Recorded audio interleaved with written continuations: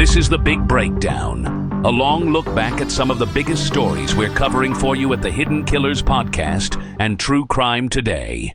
This is Hidden Killers Live with Tony Brueski, Stacey Cole, and Todd Michaels.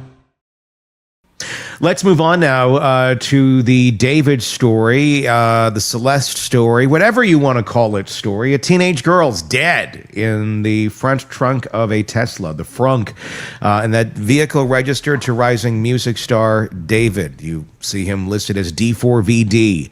No one reports her missing, though. The car sits in plain view for weeks, and when her body is finally discovered, there's silence. No public statement, no arrest, no answers as of right now. We're going to be joined again. Robin Dreeke, retired FBI special agent, former chief of the Counterintelligence Behavioral Analysis Program, to continue discussing this story. I know people are going, wait a second, she was reported missing, but let's go back to that for a second. She was a year earlier, and then she was back at home again. So it's appearing at this point in time that she came back. She was on her security camera at her family home, so somebody knew she was back. That just appears to be a factual piece of the story now at this point. There wasn't necessarily a second report of being missing. So I'm wondering, was she ever missing? And let's talk about that for a little bit. When someone goes missing, we have this every single day. Only certain ones seem to get the attention or qualify for the Amber Alert or qualify for whatever alert they're going to put out there. Let's talk about that in our system of what we have going on here of people when they go missing. And is it effective in any way, shape, or form for helping people be found when they are going missing, especially in a situation like this? Missing. What's the other term for it? You can claim someone's missing, or they've been.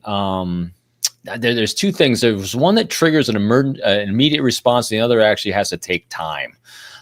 There's different qualifiers in different places. And so, just claiming someone's missing, it doesn't really trigger much at all, obviously. Mm-hmm. So, because again, you get these we just talked about confirmation biases. So the people in someone's life, including the person themselves, that if they're aspiring to do X, Y, and Z, they want to do these great things. So you're going to rationalize the behavior away that, hey, they're not really missing. They're just interacting with so-and-so. They're doing some networking over here. They're doing all these things. And so I think that muddles the entire reporting as well as just being surrounded by unhealthy people doing stupid things. Mm-hmm.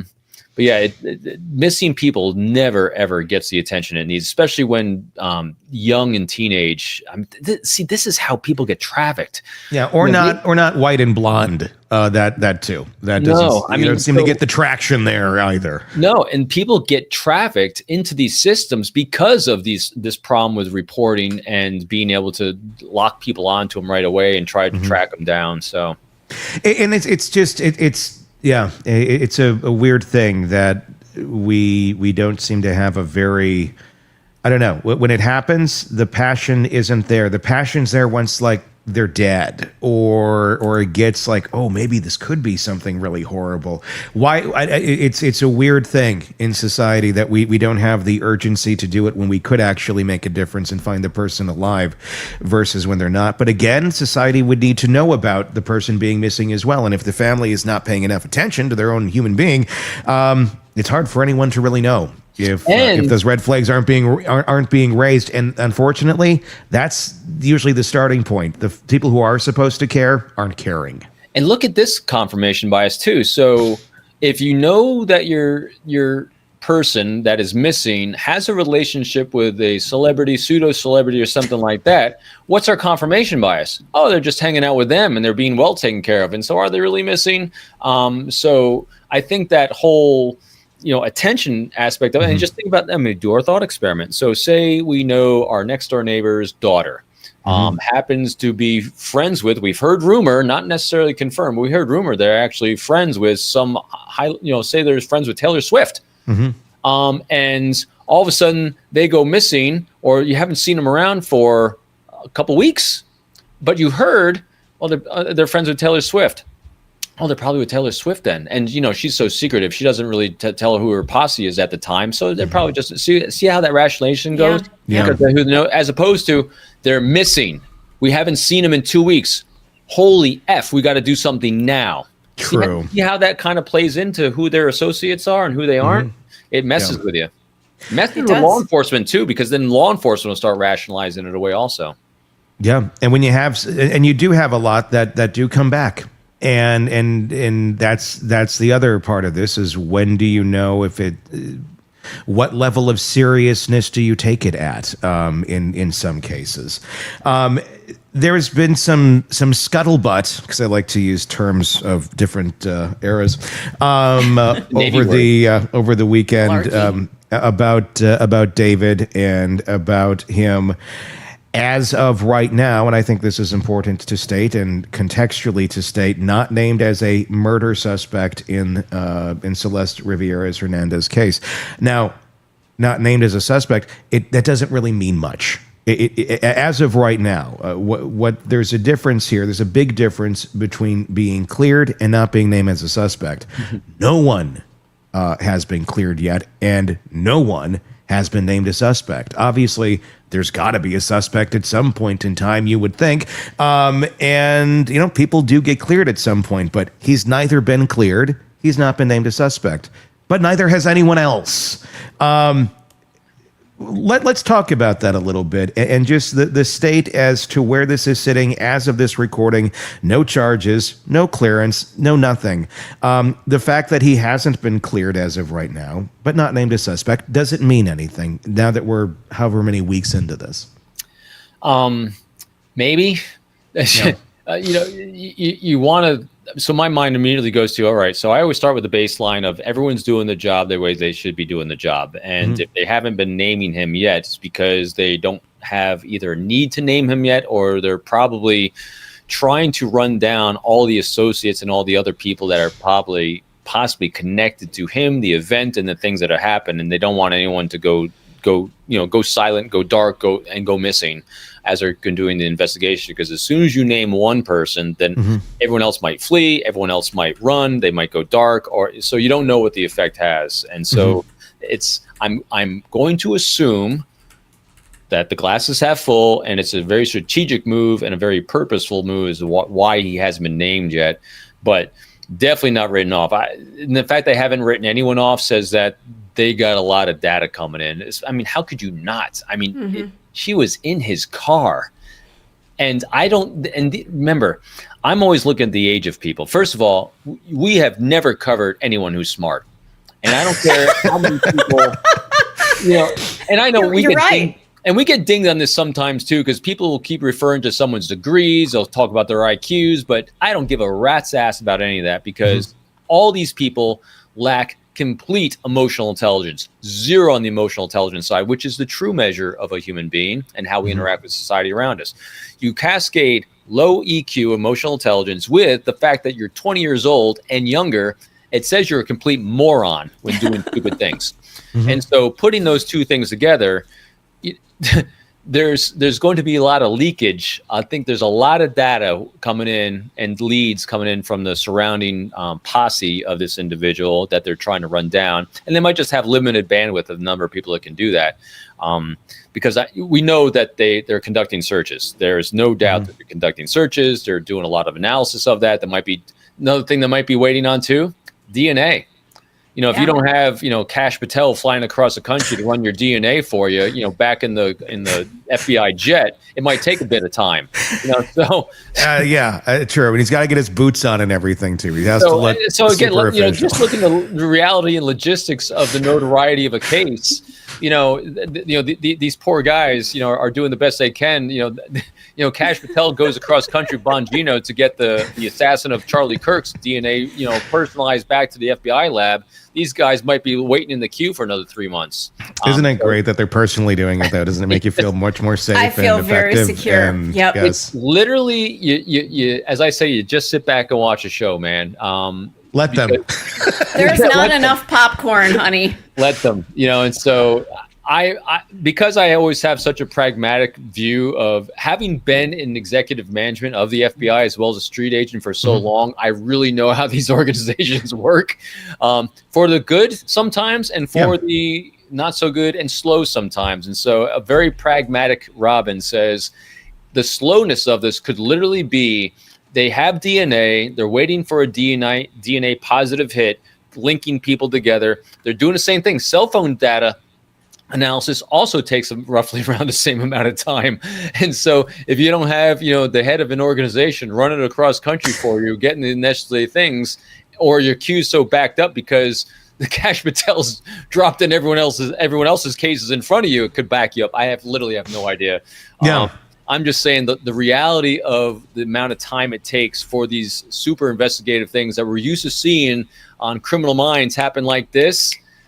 We have the capabilities to do the investigations, but the time lapse between getting it, analyzing it, and coming to conclusions can be decades apart sometimes, unfortunately. So that might be playing into here. It's just like you look at this case and you go, come on. I mean, couldn't we have something by now? But so I know we're saying not smart human beings, but if these people manage to evade being caught on camera and nobody's arrested yet, I mean, I guess it's got to do, unless it's just pure dumb luck, or they're waiting and they got their eyes on them going, well, they're not going anywhere. Like, we know where they're at and they're waiting. If they were to flee, they're ready to, to stop them. So let's, I'm so sorry, Tony. Let's look at this. You say dumb luck.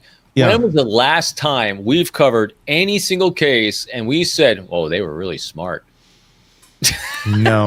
I don't think we've ever done that. No. And that's the thing where I'm like, it's been this long. You got the most advanced vehicle in the world that has the body in it. You're in a very populated area. There's cameras everywhere.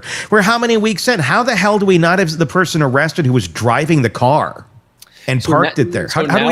Now we could actually have the case of, these people are stupid, the criminals and the murderers. At the same time, though, you don't know what you're dealing with on the law enforcement side.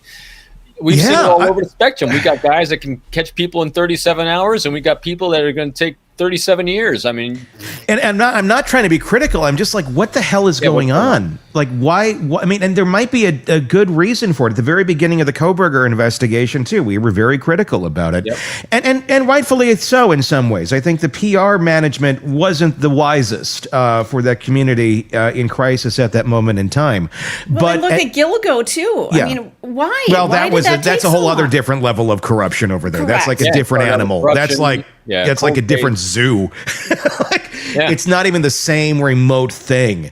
But this is something where maybe there is a reason. Maybe there is. They really want to make sure they have the case as solid as they can before they go in and make. And also, we don't know the reps they have, the local law enforcement, because that comes into it too. We saw it in the Kohberger case. If you have a smaller police department, that the last murder they did before Kohberger, I think it was 14 years before that murder, that homicide, and they had a quadruple, and they'd only done a single. Yeah. And so I don't know the resources of this department of investigation. We're talking about, this is Beverly. I don't know. The house was in Beverly Hill. I don't know what it's LAPD that's on it. So it's LAPD. They got them. They got some reps here. They have resources that are beyond, LAPD reproach of most departments. So that's, again, I don't know. All right. So LAPD's got, I know a few people like the top psychiatrist, the criminal psychologist in there, know him. He's a really good guy. So LAPD. So now, again, I'm sorry that my brain was fogging on who was actually doing it. So now that you weigh that data point in there, I'm thinking it's, now granted, I'm still going to go on the time to get these returns on all the investigative stuff because of not having people flying across the country for you. But that being said, that they do have their own crime lab, they do have their own resources. I mean, LAPD is like NYPD; they got a lot of resources. So silent to this point, I think it's calculated. Yeah. And people I think are chomping at the bit because everybody likes to bring up people and then tear them down. And I think there's a lot that people are, for whatever reason, they're going, well, it must be David. I don't know about that. I have serious reservations thinking that this guy killed this person. Well, I have serious reservations about a lot of the accusations that are flying around online too about the relationship there. I don't know that it was a romantic relationship. I'd love to see some actual evidence that shows that it was. I don't think we've seen it. We've seen what to me looks like a male friend with a female friend. One is certainly younger, but if there is nothing sexual going on there, 15 and 20 is not that huge of a difference. You can be friends. You don't, Tony, yeah. That is so perfect. I mean, you are saying everything exactly right. Let's go where the evidence brings us. Right now, we don't have data that supports one thing or the other. And as dumb as we say the people are, it would be super dumb to dump a body in the trunk of your own car and abandon it. I mean, but again, dumb things happen. But dumb things happen. But that's what you do. I mean, really good job. Hey, here's what we know. He was on tour though too, so I mean, like physically, he couldn't have even really done it from, but it's not to say he couldn't have a hand in it.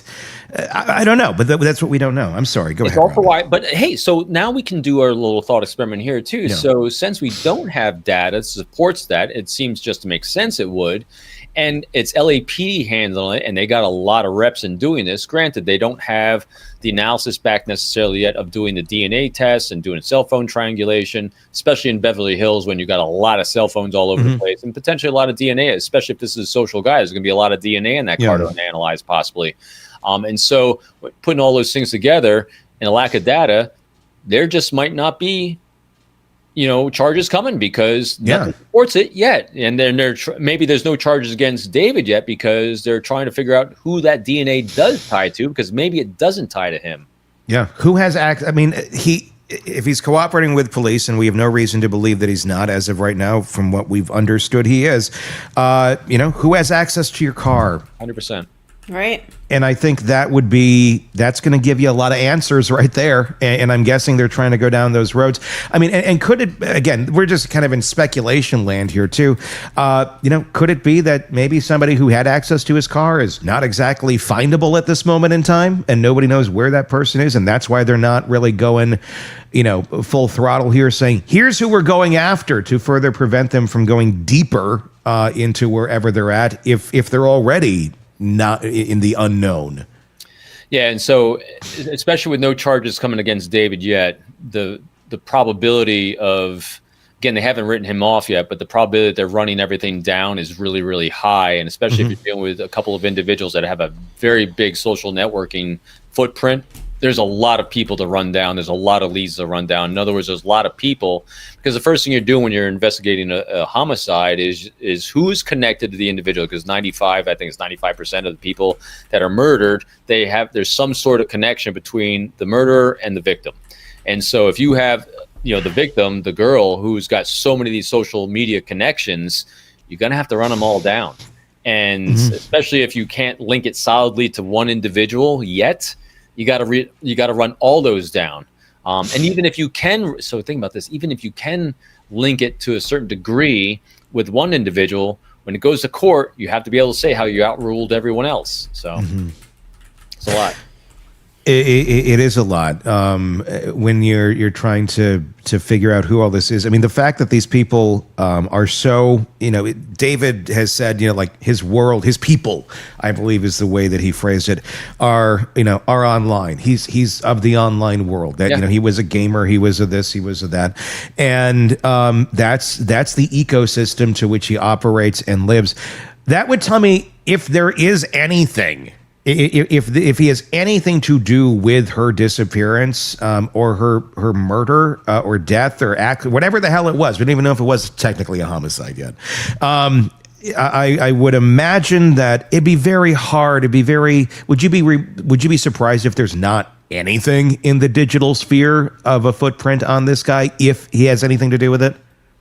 Nothing surprises me anymore. I think the thing that's really, thank God that the only thing we have is the vehicle, because I mean, think about this: if she had been found by a tree in the woods or even on a street corner in a neighborhood, that'd be much harder, because now at least we can rule it into someone had to have access to that vehicle. And so, but yeah, the volume of people and connections that they're running down at this point, even if you can, as I was just thinking, as you were speaking, I was even thinking about this, I'm on Discord, for a couple of the online gaming things that I do in the VR world. I play this stupid VR game with people all over, and no one has any idea who anyone is. Yet I have very close relationships, with people online where you can have great conversation with people. And as I was just thinking about this in this context of, there's a lot of people that are going to have close relationships that cops are trying to run down. Who is this?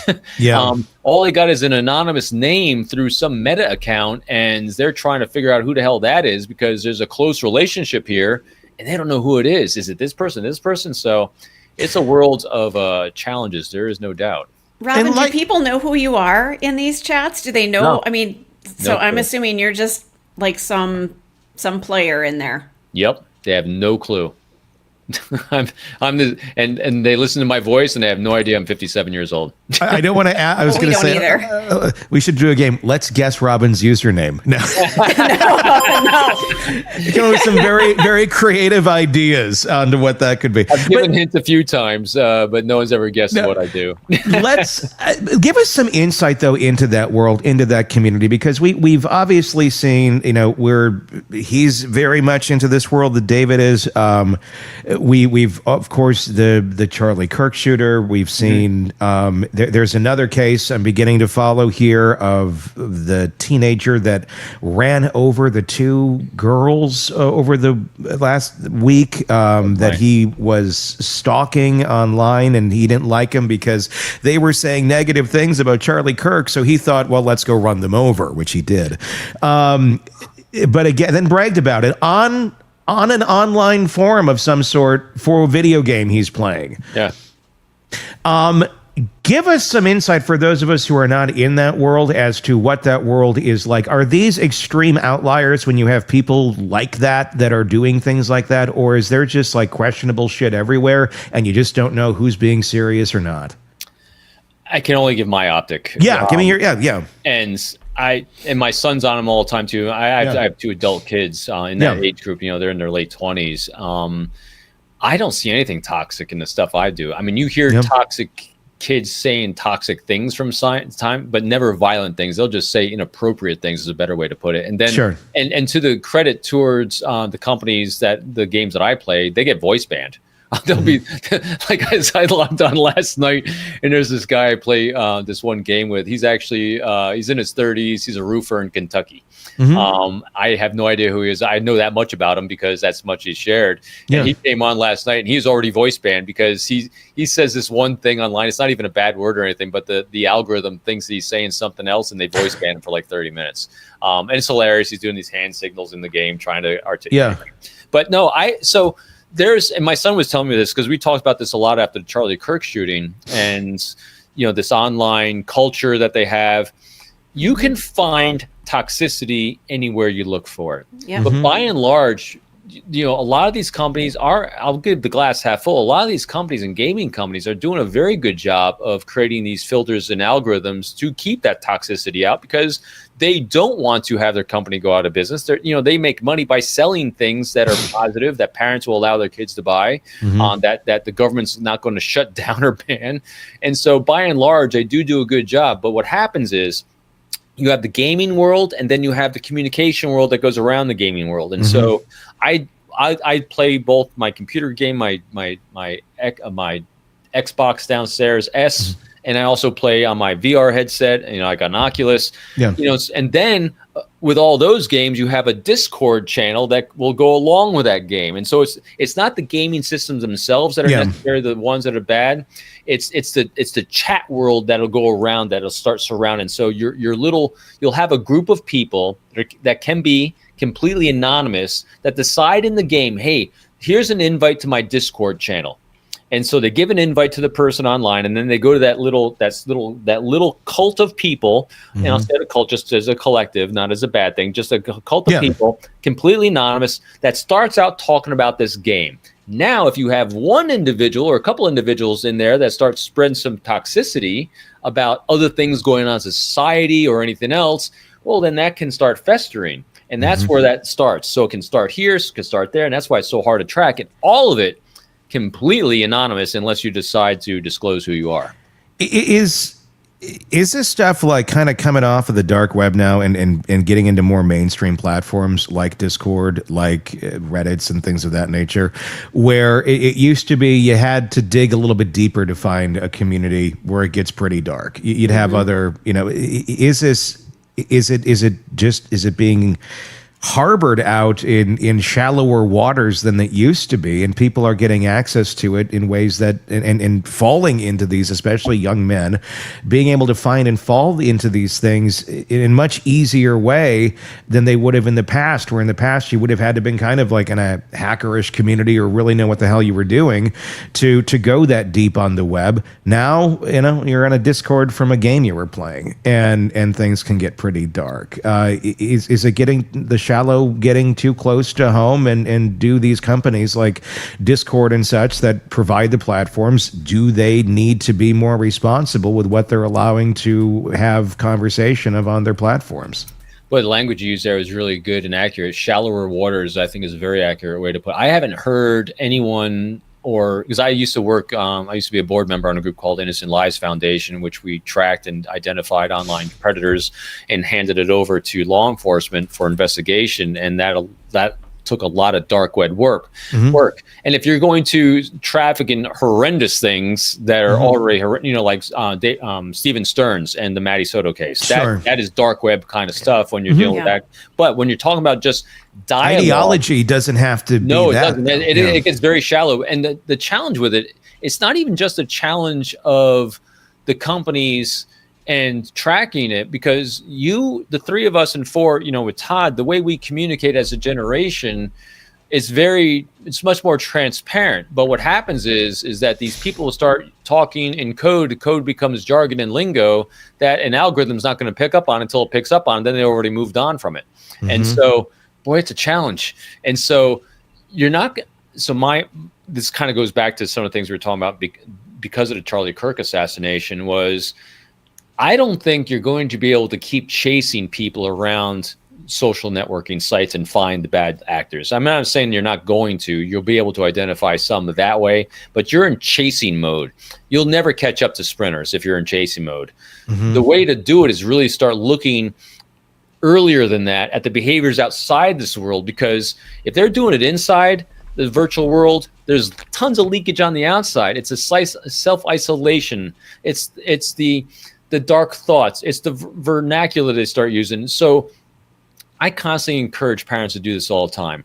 Keep a journal, keep a log, and date it. So when you make observations, just journaling about what you, your family, and your kids are doing on a daily basis, or even just make a weekly basis. Just make notes on what, I've got a couple of more fun names, but what your kids, Jane and Bob are doing on a weekly basis. And when you start tracking that over time, then you'll start seeing a pattern. Is the pattern staying healthy and normal, or we start going down into self-isolation? Because if we start seeing a fall off, here's an easy thing to do. Name your kids' friends. And if you don't have the ability to name who your kids' friends are, these are conversations to have. And then as you just do a weekly check-in with your kids, like my kids and our family does this, we do a weekly FaceTime call, all four of us. My kids are grown. And we're just checking in. Here's what's going on. Here's what's going on in each other's lives. We talk about people in people's lives. Now we have a baseline. And so if we baseline what our kids and our interactions are going and the socializing they're doing, if we start seeing deviations because we're taking note of it, that's the change. Yeah. And you don't have to start chasing it down online because you're never going to catch them. Well, and think about how isolated we are now. I'll hold up my phone here. There are people in my phone that other people don't know about because they don't see them in real life. This is how we communicate. They're in other states. So the people who are in my actual real world don't know that these other people exist. My phone is locked. People don't have access to it. So there is this entire web that if those people are toxic, the people in my real life have no idea that they exist. But we're going to know from your behavior.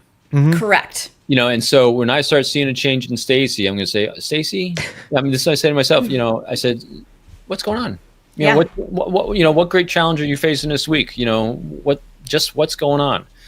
And if we don't have that check-in with people like what you do with your family, we are absolutely lost in this world. So we've really stopped that communication with people around us. We don't do those check-ins. Yeah. And what you just shared is so valuable and it's to like everybody. curiosity. You know, I know everyone's probably laughing that Robin does these gaming things. You know why I do gaming?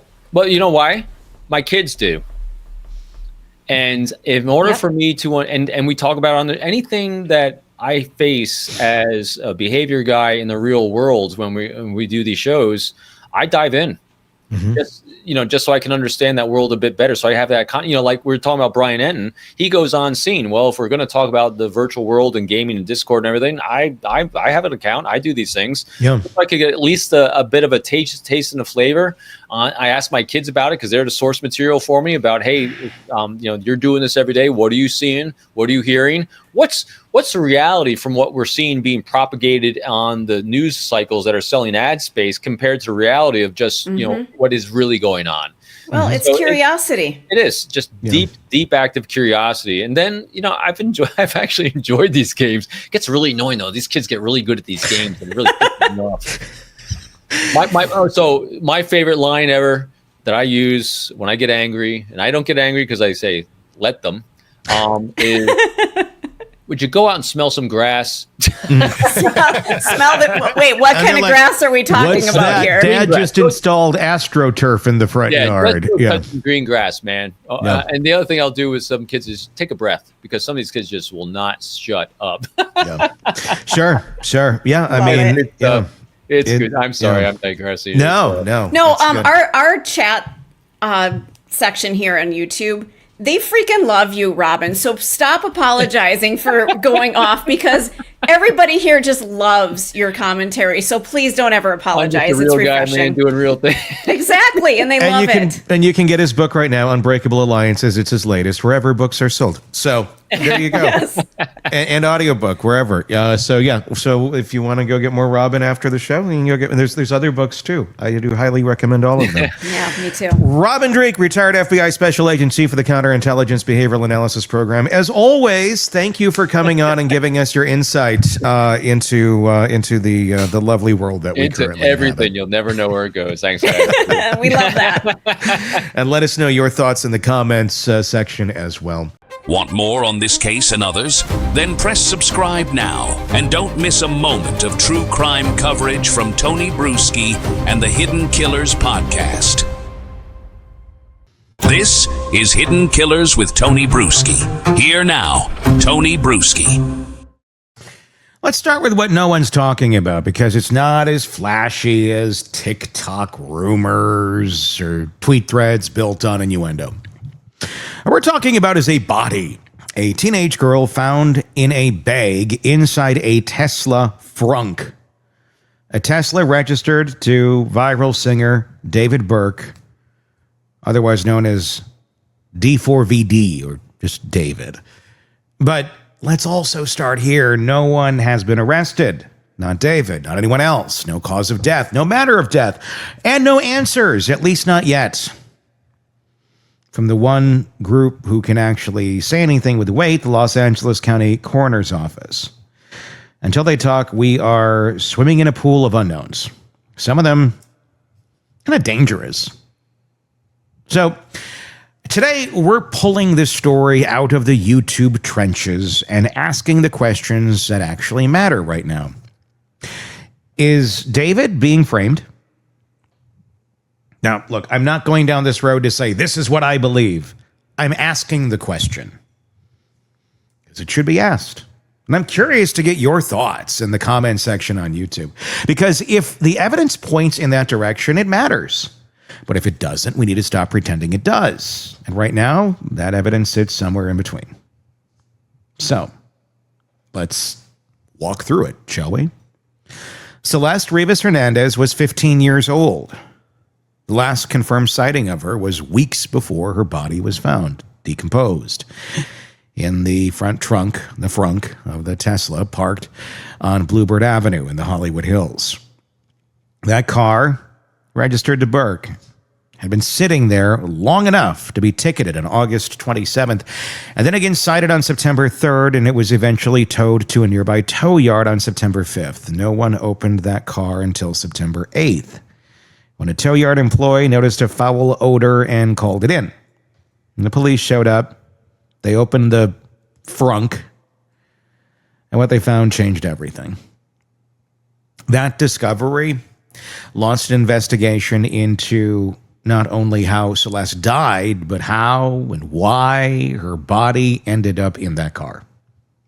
The assumption early on was that, well, if a body's in your car, you must know something, right? Or did something, or are hiding something. But what if that assumption is just wrong? And here's where things get murky. According to police, they're still not sure when she died, how she died, or who put her there. The autopsy was listed as deferred, meaning they're still waiting on more forensic results, possibly toxology, possibly trauma review, possibly both. There's no public indication of external injuries, no official statement about cause or manner of death as of now, and that silence is loud. Because in the absence of facts, people tend to make their own. It's not something I'm saying is right or okay or great, but it's reality. The internet's been on fire with it. Theories, conspiracies, talks of matching tattoos, fan fiction is evidence. Some claim she was dismembered. Others say she was trafficked. None of that has been confirmed. Not by the LAPD, not by the coroner, and certainly not in any court. Here's what's actually confirmed. Celeste had been reported missing multiple times in 2024, February, March, and April. According to family, there were sightings. There was even doorbell cam footage at one point showing her outside a home late at night, seemingly trying to get in. Whether that home was hers or someone else's isn't entirely clear. What is clear is that she had a history of going missing and returning. So the timeline of her movements in the final weeks of her life is already a little bit complicated. We also know LAPD served a search warrant on a Hollywood Hills home tied to David. They seized electronics, including a computer. What they found or didn't is sealed. No arrests have followed, no charges. That alone, that happened a little while ago, is telling. Law enforcement does not sit on slam dunk cases. If they had a smoking gun, they'd be in court, not still combing timelines. But now we got something new. A twist. Not in Los Angeles, but nearly 1,500 miles away in Hempstead, Texas, where David's parents live. It's where things get really strange. Just days after Celeste's body was found in the Tesla, Texas police showed up at the Burke family home, guns drawn. Someone had called 911 and reported gunfire, a scream, possibly a dead body. A dispatcher answered, and the person on the other end, they were not using their real voice. In the 911 audio, which has since been released, you hear a voice that sounds robotic. It's through a filter. Stilted process, like it's running as a robot. Forensic audio analysis Jennifer Owen broke it down for Law and Crime Sidebar podcast and confirmed what many had suspected. This caller was using a voice changer. Not hard to get. It's not speculation. That's forensic pattern recognition. Irregular harmonics, robotic cadence, it's there. It's a distorted pitch. Whether it was done through a mobile app or professional-grade software, someone went out of their way to mask who they were before falsely sending police to the Burke residence. And this doesn't take some sort of super high-tech special thing to do. It takes about $10 if you want to buy one online. Or less if you just want to find an app or a program that'll do it for you. And a remote amount of knowledge of how to use it, which that would be 90-some% of the general population.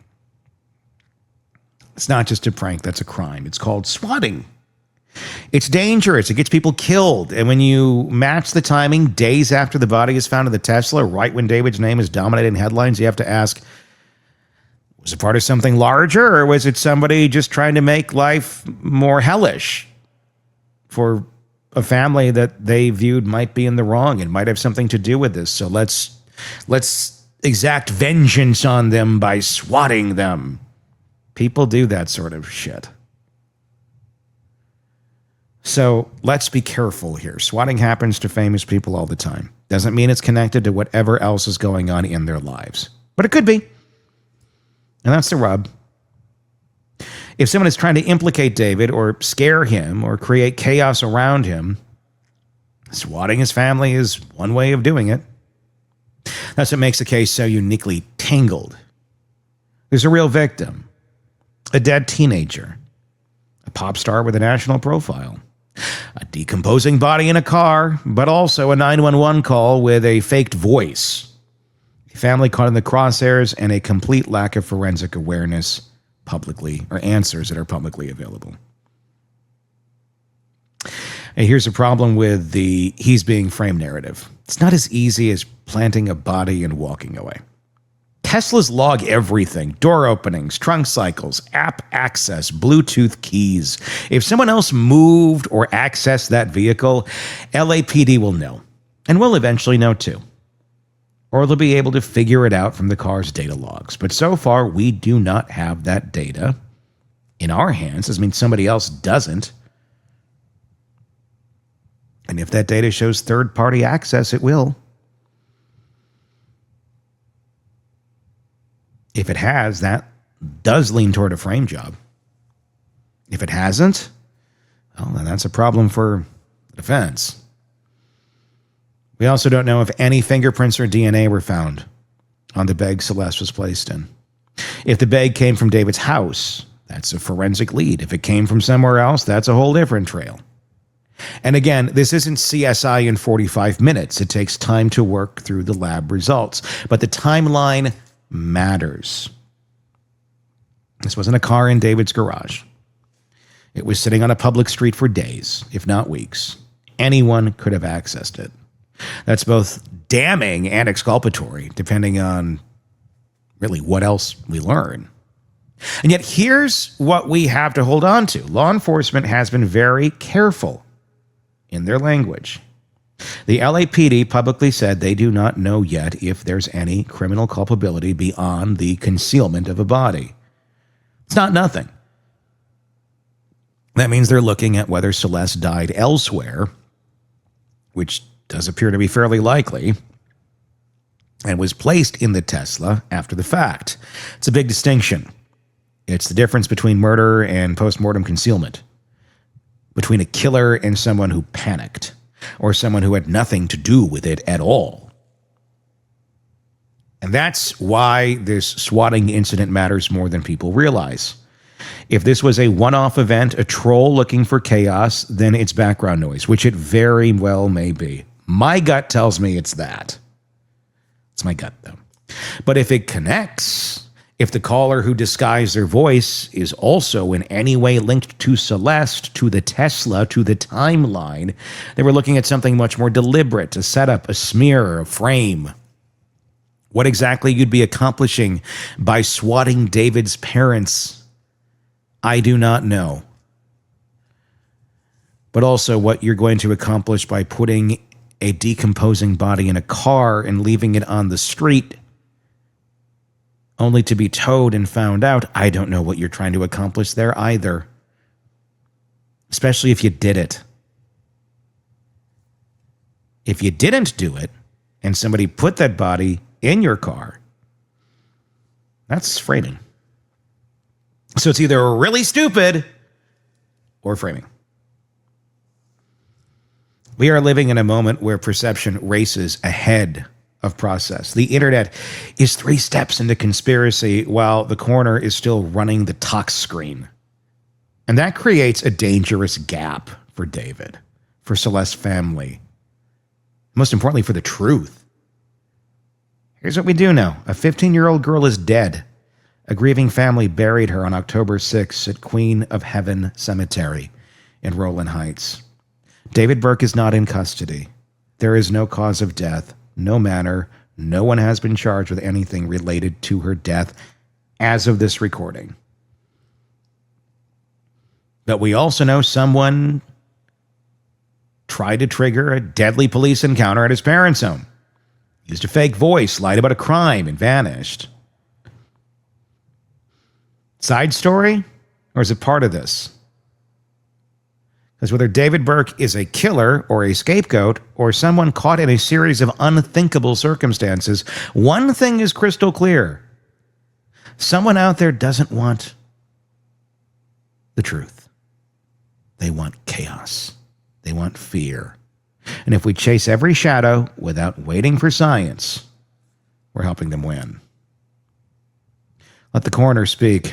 Let the logs be pulled. Let the forensic walk us back to the moment this girl died, not the moment the internet decided someone must be guilty.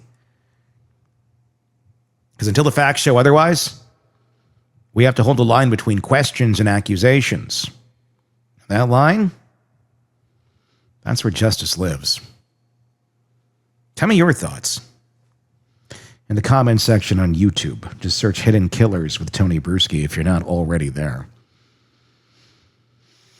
So many questions in this case.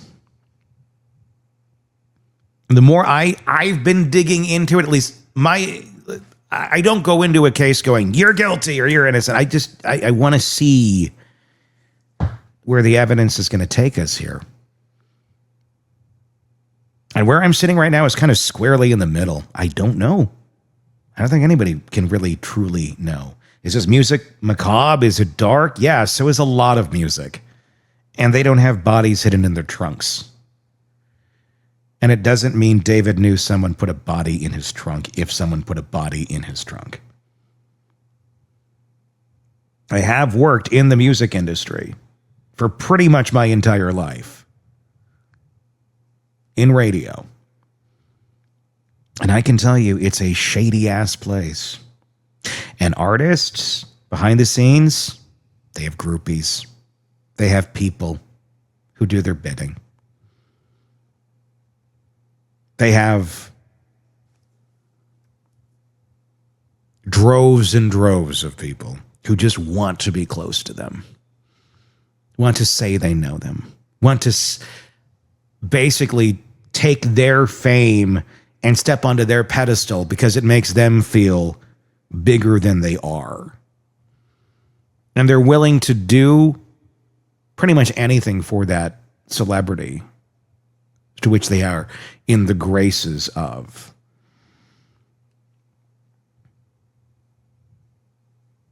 And then you have some who are close and jealous as hell that they're not the ones that are on top.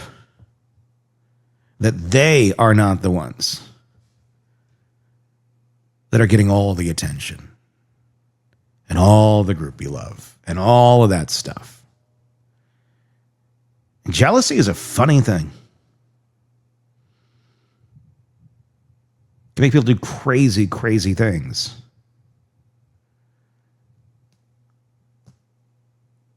And I'm just saying, it's not a crazy world to think. He's out on tour. He's got his groupies back home, his friends, his homie, whatever the hell you want to call it. Something happens. She's friends with other people. Ends up being friends with the wrong one that's extremely jealous. Something happens. Well, I'm going to take David down. He doesn't deserve all of this. I'm going to do this and frame him. No one will ever know.